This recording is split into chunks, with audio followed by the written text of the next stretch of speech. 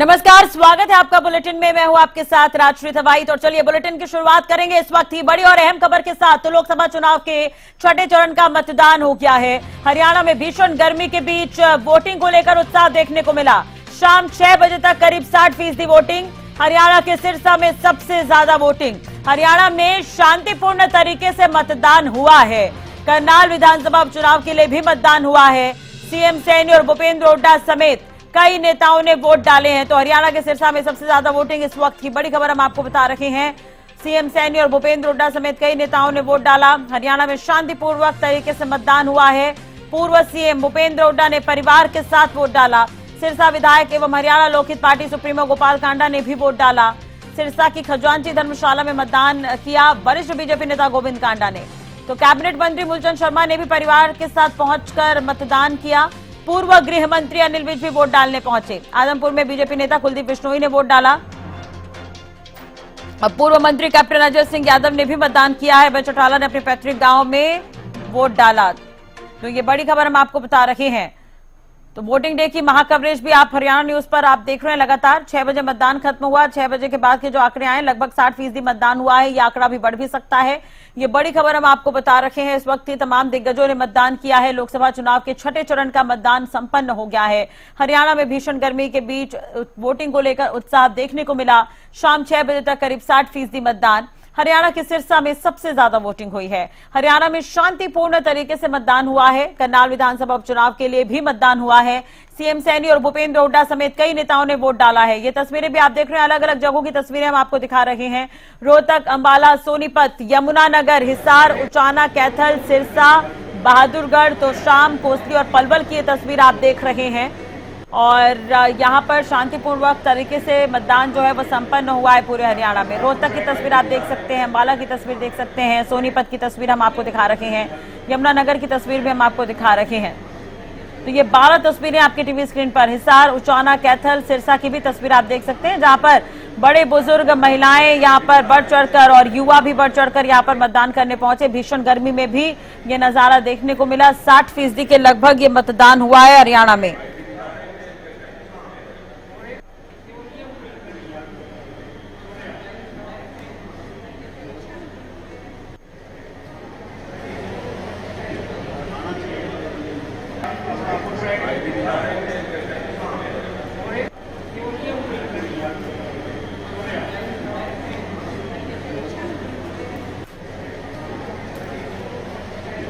तो ये तस्वीरें हम आपको लगातार दिखा रहे हैं। रोहतक की ये तस्वीर है, अंबाला की तस्वीर है, सोनीपत, यमुनानगर, हिसार, उचाना, कैथल, सिरसा, बहादुरगढ़, तोशाम, कोसली और पलवल की तस्वीर आप देख सकते हैं। लोकसभा चुनाव के छठे चरण का मतदान पूरा हुआ। ये बड़ी खबर आपको बता दें, तमाम दिग्गजों ने वोट डाला है और बड़ी संख्या में आम जनता यहां पर वोट डालने के लिए पहुंची। लोकसभा चुनाव के छठे चरण का मतदान हो गया है। हरियाणा में भीषण गर्मी के बीच वोटिंग को लेकर उत्साह देखने को मिला। शाम 6 बजे तक करीब 60% मतदान हुआ है। हरियाणा के सिरसा में सबसे ज्यादा वोटिंग हुई है। हरियाणा में शांतिपूर्ण तरीके से मतदान हुआ है। करनाल विधानसभा उपचुनाव के लिए भी मतदान हुआ है। सीएम सैनी और भूपेंद्र हुड्डा समेत कई नेताओं ने वोट डाला है। पूर्व सीएम भूपेंद्र हुड्डा ने भी परिवार के साथ जाकर वोट डाला। तस्वीरें हम आपको दिखा रहे हैं। सिरसा विधायक हरियाणा लोकहित पार्टी सुप्रीमो गोपाल कांडा ने भी वोट डाला। सिरसा की खजांची धर्मशाला में वरिष्ठ बीजेपी नेता गोविंद कांडा ने भी मतदान किया। और इसके अलावा अगर हम बात करें तो मूलचंद शर्मा कैबिनेट मंत्री भी परिवार के साथ वोट डालने पहुंचे थे। अनिल विज भी पहुंचे थे। पूर्व गृह मंत्री वोट डालने के लिए, रामविलास शर्मा पूर्व मंत्री वोट डालने के लिए पहुंचे। ज्ञानचंद गुप्ता भी परिवार के साथ वोट डालने पहुंचे। भूपेंद्र हुड्डा पहुंचे हुए थे। कैप्टन अजय सिंह यादव पहुंचे हुए थे। अभय चौटाला ने भी वोट डाला और कुलदीप बिश्नोई भी परिवार के साथ वोट डालने के लिए पहुंचे थे। ये तस्वीरें हम आपको दिखा रहे हैं।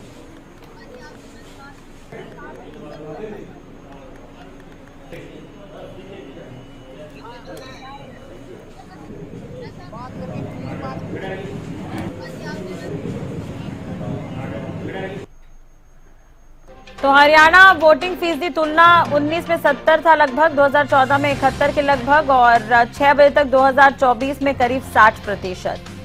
और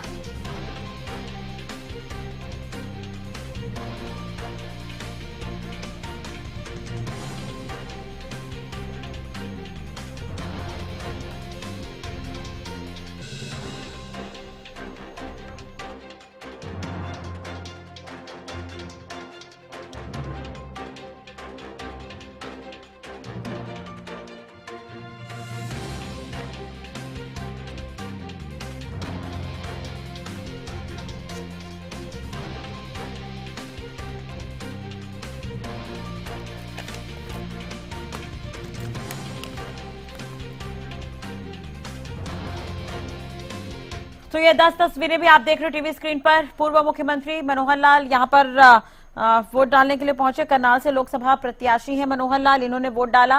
राव इंद्रजीत सिंह गुरुग्राम से लोकसभा प्रत्याशी हैं, बीजेपी की तरफ से वोट डालने के लिए पहुंचे। बीजेपी प्रत्याशी अंबाला से बंतो कटारिया वोट डालने के लिए पहुंची।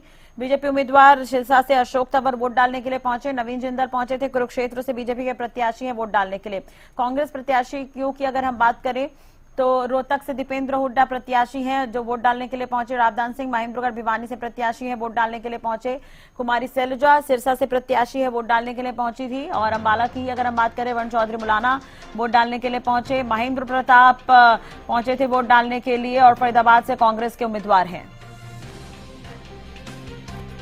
तो ये 10 तस्वीरें हम आपको टीवी स्क्रीन पर दिखा रहे हैं। मनोहर लाल, राव इंद्रजीत सिंह, बंतो कटारिया, अशोक तंवर, इन तमाम लोगों की किस्मत का फैसला ईवीएम में कैद हो गया है। अब 4 तारीख को परिणाम सामने आ जाएंगे। ये प्रत्याशी हैं, देख सकते हैं मनोहर लाल बीजेपी के प्रत्याशी हैं करनाल से जिन्होंने वोट डाला। बीजेपी प्रत्याशी गुरुग्राम के राव इंद्रजीत सिंह जो वोट डालने के लिए पहुंचे। बंतो कटारिया अंबाला से प्रत्याशी है लोकसभा की बीजेपी के लिए और वोट डालने के लिए पहुंची थी। अशोक तंवर सिरसा से प्रत्याशी हैं, बीजेपी लोकसभा प्रत्याशी हैं, वोट डालने के लिए पहुंचे। नवीन जिंदल कुरुक्षेत्र से बीजेपी प्रत्याशी हैं, वोट डालने के लिए पहुंचे। कांग्रेस प्रत्याशी दीपेंद्र हुड्डा रोहतक से वोट डालने के लिए पहुंचे थे। रावदान सिंह महेंद्रगढ़ भिवानी से प्रत्याशी हैं, कांग्रेस के वोट डालने के लिए पहुंचे। कुमारी सैलजा सिरसा से प्रत्याशी हैं, कांग्रेस की वोट डालने के लिए पहुंची थी। अंबाला से वरुण चौधरी प्रत्याशी हैं, कांग्रेस के वोट डालने के लिए पहुंचे। महेंद्र प्रताप फरीदाबाद से प्रत्याशी हैं, कांग्रेस के वोट डालने के लिए पहुंचे थे। ये 10 तस्वीरें हम आपको टीवी स्क्रीन पर दिखा रहे हैं।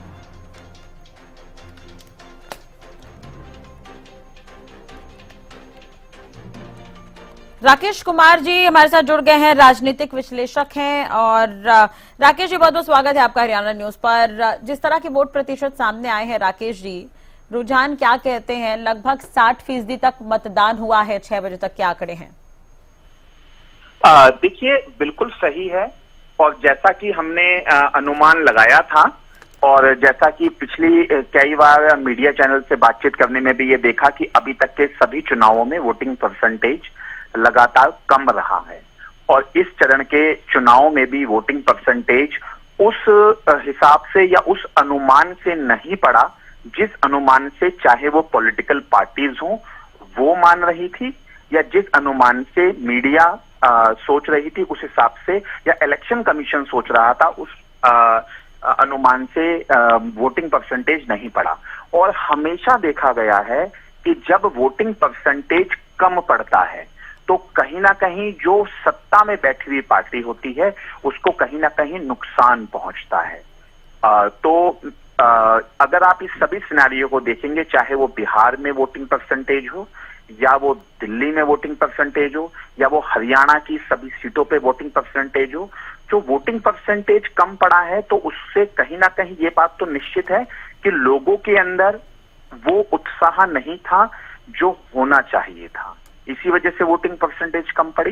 अब वोटिंग परसेंटेज अगर कम पड़ी है तो उसका नुकसान भी निश्चित तौर पर किसी ना किसी को होगा। जैसा मैंने पहले भी आपके चैनल के माध्यम से कहा था कि हरियाणा के अंदर अगर मैं बात करूं तो बीजेपी को निश्चित तौर पर कुछ ना कुछ नुकसान देखा जा रहा है। और इस परसेंटेज के बाद कि जितनी परसेंटेज में वोटिंग पड़ी और जिस तरीके से जो लोगों ने साइलेंट वोट डाला है, क्योंकि लोगों की नब्ज अभी तक किसी के भी हाथ में नहीं लग पाई है। जितने भी लोगों में चर्चा चल रही है, मीडिया में चर्चा चल रही है या जो भी आंकड़े बनाए जा रहे हैं, उन आंकड़ों के अंदर ऑथेंटिकेटेड आंकड़े बाहर निकल के नहीं आ पा रहे क्योंकि लोग कहीं ना कहीं अपनी पसंदीदा पार्टी या अपने वोट के प्रति बिल्कुल चुप लगाए बैठे हैं। तो आने वाली 4 तारीख को निश्चित तौर पर कई सीटों पर आश्चर्यचकित परिणाम निकल कर आएंगे और आप देखेंगे कि कई जगह पर ऐसे रिजल्ट आएंगे कि लोग कहीं ना कहीं सरप्राइज दो कारण है, वोट कम पड़े हैं, क्या भीषण गर्मी इसका कारण है या कुछ नाराजगी हो सकती है? देखिए, इसके 2-3 कारण हैं। पहला कारण तो यही है कि गर्मी के अंदर ये इलेक्शंस चल रहे हैं और इलेक्शन कमीशन को जब हमने शुरू में भी डिबेट ज्वाइन की थी तो हमने ये कहा था कि इतनी गर्मी में इलेक्शंस नहीं होना चाहिए था। इलेक्शन कमीशन को आगे जब भी कभी चुनाव हो तो इस चीज का ध्यान रखना चाहिए, ऐसा एक सुझाव सभी की तरफ से इलेक्शन कमीशन के पास भी पहुंचे थे। क्योंकि इतनी भीषण गर्मी है, टेम्परेचर देखें तो हमारे जो बूढ़े बुजुर्ग हैं वो कहीं ना कहीं चुनाव में वोट डालने के लिए निकलने से कतराते हैं।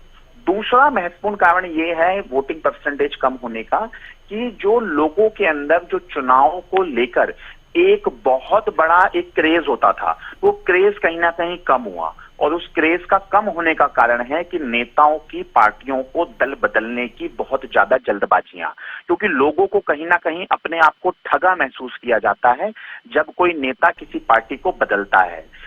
तो लोगों के अंदर कहीं ना कहीं वोट डालते टाइम वो सोचता है कि हम वोट किसी को भी दे, बाद में ये नेता हमारी विचारधारा के साथ रहेगा या पार्टी को छोड़ के चला जाएगा। जैसा कि आप देखें, अगर बिहार का एक बहुत बड़ा एग्जाम्पल है, लोग वोट किसी को भी दें लेकिन मुख्यमंत्री की बात अगर बनने की आती है तो कहीं ना कहीं नीतीश कुमार चाहे कितनी भी किसी भी पार्टी को छोड़ना पड़े, किसी भी पार्टी को अपनाना पड़े, वो अपना मुख्यमंत्री बन जाते हैं। तो ऐसी चीजों से भी कहीं ना कहीं जो एक आम वोटर होता है जो किसी पॉलिटिकल पार्टी से प्रभावित नहीं होता, तो वो वोट डालने से कहीं ना कहीं कतरा जाता है। एक ये बहुत बड़ा मुख्य कारण है। तीसरा मुख्य कारण देखिए, हम लगातार टीवी स्क्रीन पर ग्राफिक्स के जरिए बताने की कोशिश भी कर रहे हैं कि फीसदी कितने वोटिंग फीसदी रहे हैं 2014, 19 और 24 में।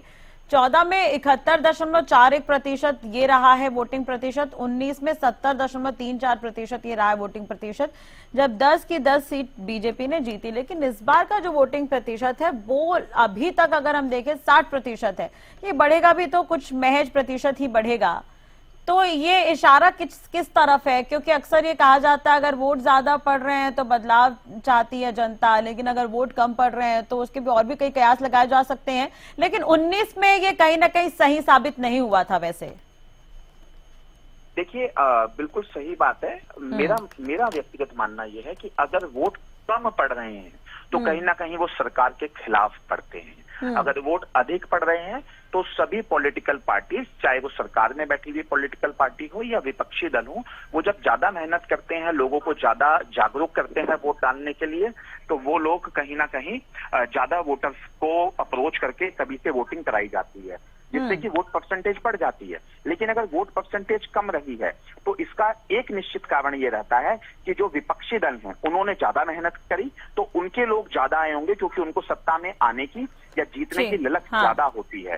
तो विपक्षी दल जो बैठे हैं उन्होंने ज्यादा मेहनत की होगी और हो सकता है जो सत्ता दल में बैठे हुए लोग होते हैं वो इतनी मेहनत नहीं करते। तो अगर परसेंटेज कम रही है तो विपक्षी दलों के द्वारा ज्यादा मेहनत की गई है, तो जो शायद वोट पड़ा होगा वो हो सकता है वो उनके फेवर में पड़ा हो। तो वोटिंग परसेंटेज अगर कम है तो वो कहीं ना कहीं सरकार के खिलाफ हो।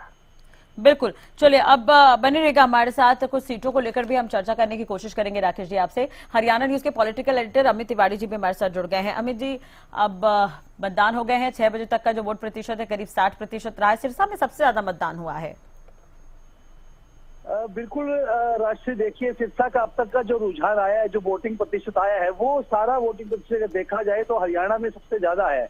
लेकिन मैं उसे बहुत ज्यादा नहीं कहता, क्योंकि अभी भी जो देखिए अभी फाइनल जो आंकड़ा अभी आएगा सामने, उसके बाद स्थितियां ज्यादा स्पष्ट होंगी कि वोटिंग प्रतिशत कम रहा या ज्यादा रहा। अब के अगर बात करें तो अभी के मुकाबले जो औरों के जो कंस्टिट्यूएंसी उनके मुकाबले में सिरसा आगे दिखाई देता है, लेकिन इसे अपेक्षाकृत कम माना जाए, क्योंकि 2019 में जो वोटिंग प्रतिशत आया था, देखिए वो करीब 74% से ज्यादा का वोटिंग प्रतिशत जो है ओवरऑल मिला था। उस समय अगर बात करें तो 2019 में देखिए पुलवामा अटैक का मामला था और ऐसे कई कारण थे जो लोगों में राष्ट्र प्रेम का एक ज्वार जो देखने को उनका उमड़ा हुआ होता, तो उसको देखते हुए लग रहा था कि वो वोटिंग जो है बढ़ चढ़ कर उन्होंने वोटिंग किया। लेकिन इस बार क्या कारण रहा कि इस बार तमाम कोशिशों के बावजूद देखिए वोटिंग प्रतिशत कम रहा है। इसे कई लोग भीषण गर्मी के रूप में देखते होंगे, कई लोग जो नकारात्मकता के रूप में देखते होंगे, ना वो सकारात्मक, ना तो वो सरकार के साथ है, ना वो सरकार से निराश है। हालांकि देखिए, अगर बम्पर पिछली बार वोटिंग हुई तो बम्पर परिणाम भारतीय जनता पार्टी को मिले और कई कई सीटों पर जो है वो जीत का अंतर इतना ज्यादा रहा कि वो देश में भी एक रिकॉर्ड जीत बन गई। तो ऐसे में वो वोटिंग प्रतिशत जो अगर इतना ज्यादा कम हुआ है तो सीधे रूप में जो अभी राजनीतिक विश्लेषक हमारे साथ जुड़े हुए हैं वे भी इस बात को समझ रहे थे और मैं उनसे सहमत हूं। तो निश्चित रूप से अगर वोटिंग प्रतिशत इस हिसाब से डाउन आता है तो वो कहीं ना कहीं देखिए सत्ता पक्ष के लोगों ने मेहनत उसमें कम की होगी निश्चित रूप से। और एक और मैं इसमें इस पूरे जो अभी चुनाव की अगर बात करूं, पूरे मतदान की प्रक्रिया की बात करूं, तो मुझे एक चीज बड़ी मिस हो रही है, वो पन्ना प्रमुख है। भारतीय जनता पार्टी का जो पन्ना प्रमुख था, एक कंसेप्ट उन्होंने चलाया जो गुजरात में जो अमित शाह ने चलाया, वो 30 वोटर पर एक पन्ना प्रमुख, उस 30 पेज की एक मतदाता सूची होती है, उसके ऊपर एक इंचार्ज बना दिया जाता है, उसे पन्ना प्रमुख का नाम दिया गया। तो वो कंसेप्ट जो है वो यहाँ पर अब की बार जो है उसे मिस करता हुआ मैंने देखा कि वो मुझे पन्ना प्रमुख वाला कंसेप्ट नजर नहीं आया। वो डेडिकेटर जो बूथ संभालने वाले, बूथ पालक जिन्हें नाम दिया गया, शक्ति केंद्र वाले, वो सब तमाम जो इतने बनाए रखे थे वो कहीं। और इसमें एक चीज अमित जी, मैं माफ कीजिएगा मैं रोक रही हूं, आइए जो पन्ना प्रमुख का आपने जिक्र किया है, बीजेपी कहती है पन्ने पन्ने पर जिसका नाम है वो प्रमुख है और उन्हें जो बूथ की जिम्मेदारी है सौंपी जाती है। ओपी धनखड़ जब थे उस वक्त इसका ये जो कॉन्सेप्ट है काफी देखने को मिलता था, आपने भी देखा होगा पन्ना प्रमुखों के सम्मेलन उस वक्त काफी हो रहे थे, लेकिन उसके बाद वो धीरे धीरे कम होते चले गए। जी निश्चित रूप से राष्ट्रीय जी अमित जी, आश्रय बिल्कुल सही बात है आपकी कि जब ओपी धनखड़ थे उन्होंने पन्ना प्रमुख सम्मेलन करवाए थे और मुझे याद है कि जब उन्हें हटा दिया गया था अध्यक्ष के पद से, उस समय तक वे जो अपना एक पन्ना प्रमुख का आखिरी सम्मेलन जो उन्होंने वो सिरसा के ऐलनाबाद में किया था। तो उस समय मुझे लगा था कि जो ये पन्ना प्रमुख होते हैं ये काफी जो मेहनत करते हैं और एक पन्ना इकाइयां जो पूरी जुड़ी हुई है वो एक महत्वपूर्ण भूमिका अदा करती हैं। लेकिन जो इस चुनाव में क्या लगता है, जो ऐसा लगा कि अगर ओपी धनखड़ गए तो क्या पन्ना प्रमुखों को उसके बाद संभाला नहीं गया या उनका कोई उनसे कनेक्शन नहीं रखा गया और जो उनके बूथ विस्तारक और तमाम तरह के जो उनके बनाए हुए नुमाइंदे, इस बार बूथ पर जो जोश बिल्कुल भी मुझे ठंडा नजर आया। और हालांकि देखिए वोटिंग प्रतिशत की बात है, एक वोटिंग प्रतिशत अभी आ भी चुका है, जो 7 बजे तक का जो आंकड़ा आया है उसके मुताबिक हरियाणा भर में 63.2 जो मतदान प्रतिशत अब तक 7 बजे तक का बताया गया है। और उसमें भी मैं आपको राष्ट्रीय बता दूं कि सिरसा का जो आंकड़ा आया है वो 67.8% का आया है, यानी अब तक भी सिरसा जो है सबसे ज्यादा वोटिंग वाला जो क्षेत्र बना हुआ है। तो ऐसे में इसे अभी भी देखिए उस हिसाब से तो वो प्रतिशत पिछली बार के हिसाब से तो कम है, लेकिन इतना भी आना प्रतिशत भी वो तमाम जो गर्मी के कारण और इतनी दिक्कतें थी, लोग फिर भी घरों से बाहर निकले, तो एक अच्छा संकेत है कि सिरसा के लोगों ने लोकतंत्र के इस पर्व में बढ़ चढ़ कर भाग लिया। अब इसका सीधा असर किस पर पड़ेगा? देखिए मेरा जो जब तक राजनीतिक गलियारों में लगातार चर्चा रही कि सिरसा सीट जो है वो कमजोर सीट उसे माना जाता रहा। भारतीय जनता पार्टी ने उम्मीदवार के रूप में अशोक तंवर को दे दिया और मौजूदा सांसद सुनीता दुग्गल का टिकट काट दिया। उसके बाद कुमारी शैलजा के आने से पहले ही एक माहौल इस तरह का बन गया था कि शैलजा के उसे बड़ा मजबूत कैंडिडेट माना जाने लगा अपेक्षाकृत अगर बात करें अशोक तंवर के। लेकिन जो चुनाव जो पिछले 5-7 दिनों में जो परिवर्तन में आया और खासतौर पर अगर यहाँ के बात करें सिरसा क्षेत्र में जो मेहनत जो एचएलपी के अध्यक्ष हैं, हरियाणा लोकहित पार्टी के जो प्रमुख और विधायक सिरसा के और एनडीए में भी पार्टनर हैं, उनकी तरफ से गोपाल कांडा की ओर से पूरी एक मेहनत की गई और उसमें कई क्षेत्रों में उनकी ड्यूटियां लगाई गई। तो उन्होंने भी बड़ा मेहनत किया। तो अब रुझान जो आया है, देखिए जो मतदान का जो अभी आंकड़ा आया है वो निश्चित रूप से उत्साहजनक उन तमाम लोगों के लिए जो लोग सोच रहे थे कि मतदान का आंकड़ा बिल्कुल गिर जाएगा। लेकिन एक बात यह तय है कि फाइट जो है वो पहले नहीं दिखाई दे रही थी, वो 3-4 दिनों में बिल्कुल जो है फाइट बनने लगी, जिसका लाभ देखिए किसे मिलता है और किसका जो कितना घाटा जो है वो प्रत्याशियों होता है। और एक और इस चुनाव की एक खास बात यह भी राष्ट्रीय है कि इसमें इनेलो और जेजेपी की भूमिका बिल्कुल ही नगण्य हो गई।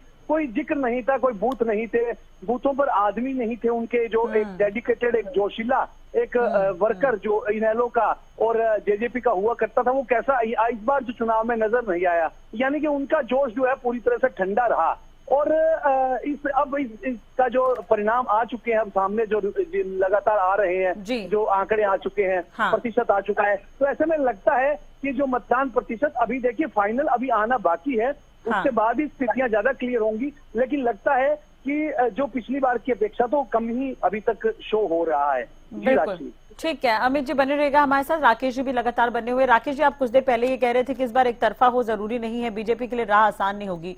कहां पर आप देख रहे हैं कि राह आसान नहीं है? देखिए, ऐसा है कि ये कहना अभी ठीक नहीं होगा कि जब तक कि 7वें और अंतिम चरण का भी चुनाव ना हो जाए। लेकिन ये बात निश्चित है कि जो 400 पार का नारा दिया जा रहा था, कहीं ना कहीं वो 400 पार तो सीटें नहीं आ रही।